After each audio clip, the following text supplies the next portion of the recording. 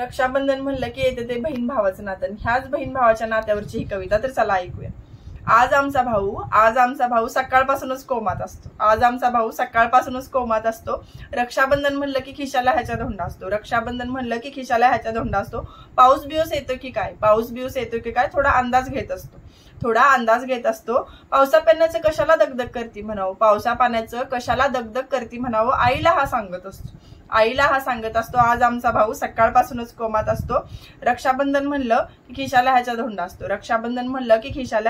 असतो. माझे मला वांदे आता हिला कसं सांगू, ह्याच कोड्यात असतो. फोनपेवर बँकेचे 17दा बॅलन्स चेक करत असतो. आज आमचा भाऊ सकाळपासूनच कोमात असतो. रक्षाबंधन म्हणलं की खिशाला ह्याच्या धोंडा असतो. कुणी काढली बा ही पद्धत, शोध हा लावत असतो. काय द्यावं स्वस्तातलं बेचारा ठरवत असतो. आज आमचा भाऊ सकाळपासूनच कोमात असतो.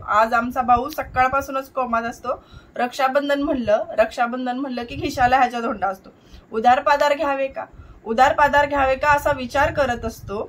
गल्ल्यात चिल्लर आहे का हलवून हा पाहत असतो. आज आमचा भाऊ सकाळपासूनच कोमात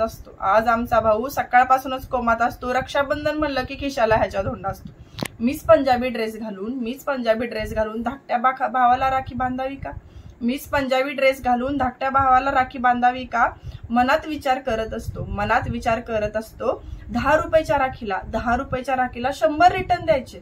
10 रुपयाच्या राखीला 100 रिटर्न द्यायचे. नोटकडे बघून नुसता हा रडत असतो. आज आमचा भाऊ सकाळपासूनच कोमात असतो. रक्षाबंधन म्हणलं की खिशाला त्याच्या धोंडा असतो. बहीण पेढ्या आणती का काजू कतली, लक्ष मात्र ठेवून असतो. नाही काही दिलं तर चालतंय का, आईला हा विचारत असतो. आज आमचा भाऊ सकाळपासूनच कोमात असतो. रक्षाबंधन म्हणलं की खिशाला त्याच्या धोंडा असतो.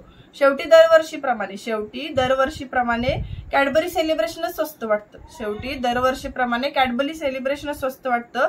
50 रुपये मध्ये पण मिळतं म्हणून थोडा धीर वाटतो. आज आमचा भाऊ सकाळपासूनच कोमात असतो.